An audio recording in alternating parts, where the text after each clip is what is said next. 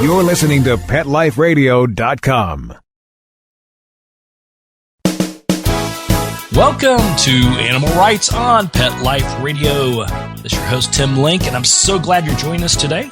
My special guest is writer and author Bronwen Dickey. We're going to talk to Bronwen a little bit about her book, Pitbull, The Battle Over an American Icon. So it's a great book, a lot of history, a lot of background about our wonderful pit bulls and everything else in the world. And then also we'll talk to Bronwen a little bit about her writing and her writing styles as well. So it's going to be a fun show, very interesting topic, and very interesting conversation. So everybody hang tight. We'll come back right after these commercial breaks. You're listening to Animal Rights on Pet Life Radio. Sit. Stay. We'll be right back after a short pause. Well, 4 to be exact. It's hard to find time for your furry family member. That's where Camp Bow Wow comes in. All-day play and overnight camp, daycare and boarding for dogs. Everything is included. Large play areas for fun and exercise. Spacious cabins, comfy cots, even live camper cams to watch from a computer or smartphone. Camp Bow Wow offers the best care and is the place to go where a dog can be a dog. For locations and more information, visit campbowwow.com. Let's talk pets on PetLifeRadio.com. Welcome back. Welcome back to Animal Rights on Pet Life Radio. It's your host, Tim Link. And joining me now is writer and author Bronwen Dickey. Bronwen, welcome to the show. Hey, thanks for having me. Oh, it's our pleasure. It's our pleasure. Now, wonderful book, Pitbull, The Battle Over the American Icon. Tell us a little bit about the book and how you came to write the book. What enlightened you to do so? Sure.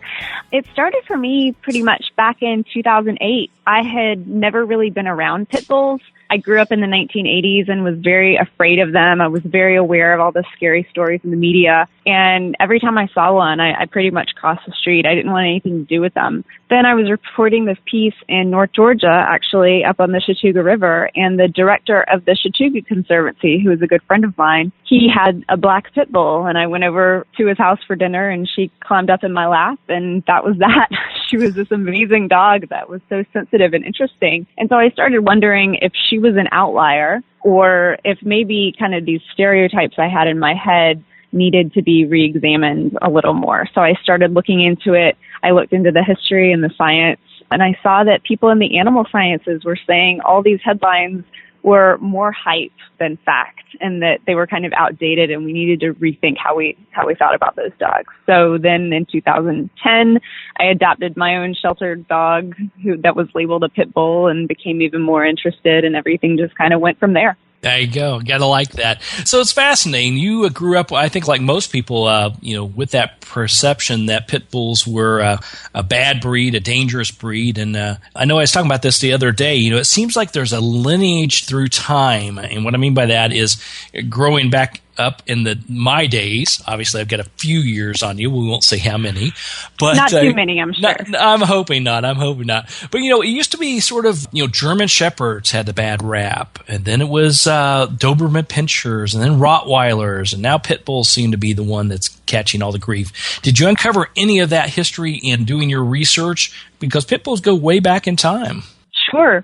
And those kind of cyclical panics go back way, way further than the 70s and 80s, which is when most people are most familiar with them. I was finding dog panics that went back to the 1870s, to the 1850s, even some that went back to the 1700s in England.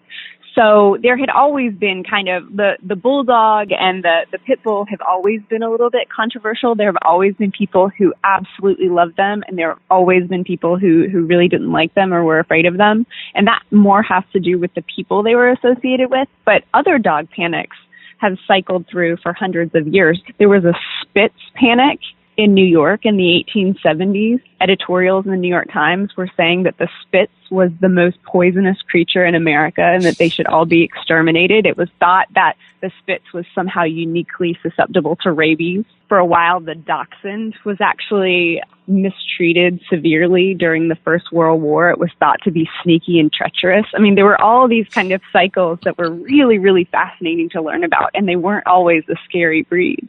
That's amazing. Yeah, the vicious, venomous Dotson, those. That's right. Treacherous. That's treacherous dog in the world. Now, I had to say, I pride myself on knowing a lot about animals and dogs in particular, but I think you got me on that one. So good research on that one. I've never heard of that in my life, so that's amazing. Yeah, there was actually a point at which Dachshund breeders tried to rename their dogs Liberty Pups. It was really sad. Just trying to change the name, nobody will notice. Oh, my goodness. Right. My goodness. So then tell us a little bit about what you found out about pit bulls, not only how they came about getting sort of this reputation today, and then sort of you did a lot of research on going back in time and all the various famous people that have actually had pit bulls as their family pets. Yeah, so many of us are kind of aware that Petey from the Little Rascals was a pit bull, and Helen Keller had a whole lot of different types of dogs, but one of them would certainly be a dog we call a pit bull today. But also Gary Cooper, Andy Devine, all these silent film stars, Teddy Roosevelt. There were just so many pit bulls that had played a really cool role in history. They were at the Battle of Gettysburg. There were bull terriers at Normandy sniffing out snipers. They were just kind of everywhere. And the history of that was so fascinating to me. But again, everything that goes up kind of is doomed to fall down, I think as well. So they had this like meteoric rise in the early part of the 20th century. And then towards the 50s, 60s, 70s, things started kind of careening downhill pretty fast. Fascinating, very fascinating. And I think, a lot of people aren't familiar with that history, at least where they've been and what actually impact they've made on American culture as well. Yeah. And that was a sad thing. But I think if there's one thing that I picked up about the history of the dogs over time is that their story is such a quintessentially American story. You have to have the high highs and then you have to have the low lows. But they've stuck it out. They've been here forever, and they probably always will be. There you go. So now when you adopted your baby, did you go in there purposely looking for a pit bull or pit bull type mix due to your research and your fondness you've grown for them? Or was it more one just grabbed your heart and you knew that was going to be it? It was kind of both. I think we were certainly open to getting a pit bull because of all the research I had already done and having this very good experience with one. But the dog that we actually went in there to look at had already been adopted. So we assumed that maybe there wasn't a dog there for us. And then there was this kind of other little pit bull who was shy and kind of trembling in her kennel. And she looked at my husband especially, but she looked at both me and my husband with this kind of intense curiosity. And I think we both just knew. Yeah, they tend to have that. I find that over and over. I've written about it and written articles about it as well, and the fact that animals tend to find us.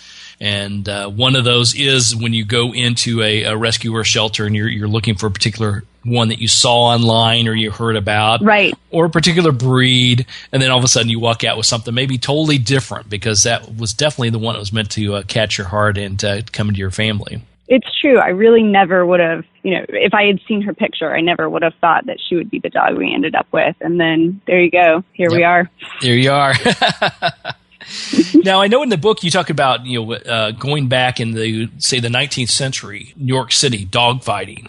Can you compare or sort of give a reference to the fact of what was happening back then? Was it the norm? Was it acceptable out in public, or was it in the dark confines of the back alleys when they had this fighting, compared to maybe what you've encountered today? And of course, we're making strides and improvements in that area. But very much. Yeah.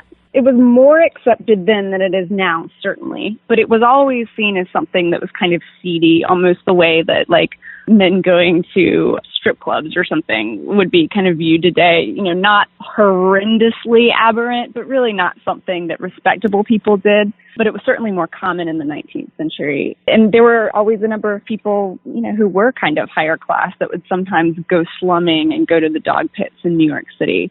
But now, especially since, over time, basically, it's decreased steadily. But then when dogfighting was made a felony in 1976, then that was when everything started really kind of grinding to a halt. It still exists today, of course, as we're all well aware.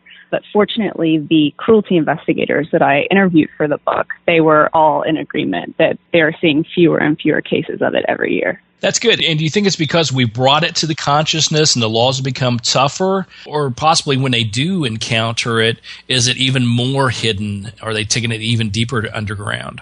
I think it's both. I think one, people who have seen the brutality of it up close are almost universally rejecting it. And that goes for, there's kind of this stereotype that poorer urban neighborhoods are somehow rife with dogfighting. And there may have been a big spike in urban dogfighting in the early and mid-90s, but even that is instances of that are dramatically decreased. I think more and more people are just rejecting it. And of course, after the huge Michael Vick case in 2007, people have pretty much uniformly rejected it. There are much stiffer penalties for dogfighting. There are much more rigorous investigations of it. Law enforcement puts a lot more effort into kind of snuffing those operations out, thank goodness.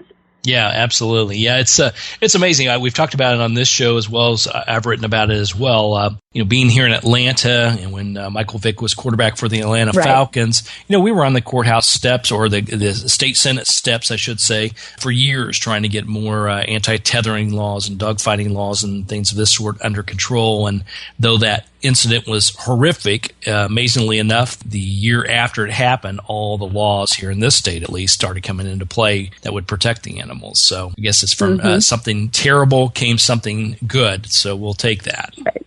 All right. Well, listen, we're going to take a quick commercial break, and then we're going to come back to, after the break, talk to Bronwen Dickey about her book, Pitbull, a little bit more about that. It's also, I'll talk to you a little bit about her writing styles and how she became a writer and what drives her every day. So it's going to be fascinating conversations. Everybody just hang tight. You're listening to Animal Rights on Pet Life Radio. Sit. Stay. We'll be right back after a short pause. Well, 4 to be exact. Retrievers, Labradors, Goldens are the main breeds that come through our door, but we'll train anything with 4 legs and a tail. My husband and I own a kennel. We train hunting dogs and also have a boarding and grooming business. Our dogs, they're athletes, and we feed a very quality food. You can't get enzymes in a commercial dog food because they cook it at such a high heat that so much important nutrition is just cooked right out of it. But adding Dynovite to their diet has every single dog in my kennel looking better than they have ever looked. DINOVITE.com. 859-428-1000. The omega-3 fatty acids. Flaxseed, zinc, alfalfa. The digestive enzymes that are cooked out of regular dog food. Dynovite is nutrition. If you want the dog to be healthy, you got to feed it something healthy. DINOVITE.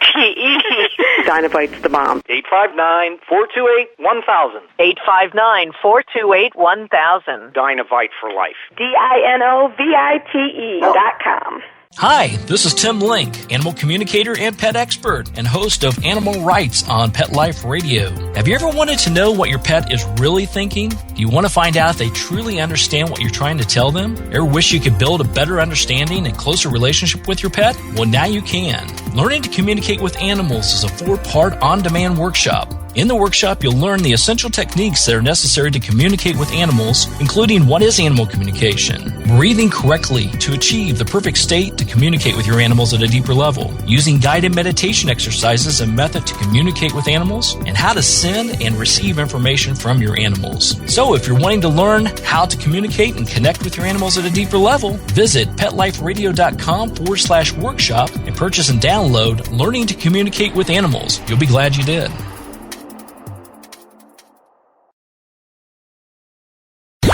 Let's talk pets. Let's talk pets On Pet Life Radio. Pet Life Radio. PetLifeRadio.com. Welcome back. Welcome back to Animal Rights on Pet Life Radio. Joining me now is writer and author Bronwen Dickey. We've been talking about her latest book, Pitbull, Battle Over an American Icon. Now, Bronwen, when everybody goes out and picks up a copy of this book, which they should, whether they're pit bull lovers, dog lovers, or just really want to know more about the history of the breed and all the many aspects it's had in our American culture, once they read this, what would you like them to take away? What would be a key aspect that you say, hey, I've done my job if they got this out of the book?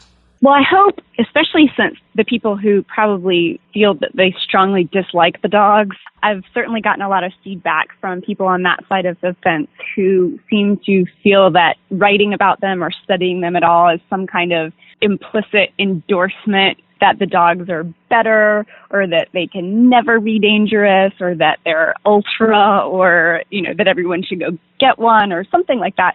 And I hope people understand that it really is just an investigation of the role this animal has had in our culture, both positive and negative. And when it comes to things like when we are confronted with scary headlines about horrible injuries or very rare fatalities or things like that, part of the reason I wrote the book was that I wanted to do more of a scientific investigation into those incidents and see what kind of led up to them and what the factors were so that we can prevent them. So I hope people will see that I really did the very best I could, and I worked very hard for a long time to investigate this subject as thoroughly and as rigorously and as fairly as I possibly could. Yeah, absolutely. And that, I think you're spot on with that. So big kudos on the book and how you came about doing it, because, obviously it's been a popular topic. Thank goodness. We've been getting more and more exposure for our wonderful pit bulls and getting the message out there. But I think your book does a great job of giving all aspects of it. It's not just focusing on the fighting aspects and the dangers or non-dangers of the breed. It really goes back into a full history and account. And I think you've done an excellent job with that.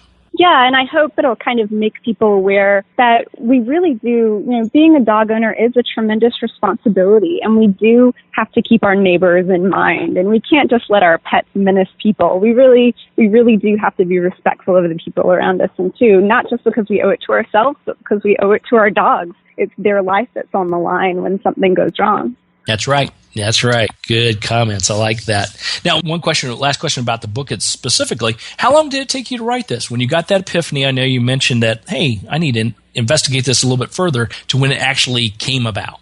Yeah, so I started kind of looking into it originally back in 2008. So I've been researching it totally for about 7 years, but I was working on the book full-time and reporting and writing full-time for 4 years. Yeah, and that's amazing because it shows, that's what it takes to do good journalism and good research. You can't just simply you can write about topics that you're familiar with, but actually if you're going to go into deep history and deep account of a particular topic, that's how long it takes you, right? It was pretty wild. Yeah, I think I traveled through 15 states and I interviewed over 350 people. So I'm sure I probably did a lot more work than I needed to do, but that was kind of where I needed to be to feel that I had the authority to write about any of this stuff. There you go. Good deal. Well, then let's talk about your writing in general. Obviously, you've written for Oxford Americana. You've done New York Times. You've been out there, Newsweek, et cetera, et cetera. How did you first get involved in writing? Is this something you've been a natural at and love to do since you were a small child, or is this something that just sort of happened over time?